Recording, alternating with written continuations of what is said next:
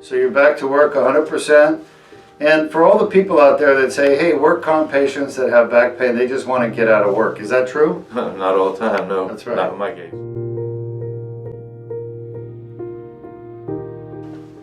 Good morning, I'm Dr. Deuk, and it's March 2021, and we're still wearing these silly masks, right? Correct. Now you're a workman's comp injured back injury patient, right? Yes, sir. And how long ago did you injure your back? A little over 2 years ago. And you were having horrible pain in the back, is that correct? Horrible pain down the legs. You Yes. still have that back pain? All gone. Zero. Gone. How did it go away? This man right here. What do we do for you? I believe you did a T-lift and a fusion. Yeah, we did a lumbar lower back decompression and fusion. Decompression to get rid of the leg symptoms and a fusion to get rid of the back pain. And did it work? 100%. Yeah. Did we cure your back pain? Definitely. And you're back to work? 100%. So you're back to work 100%.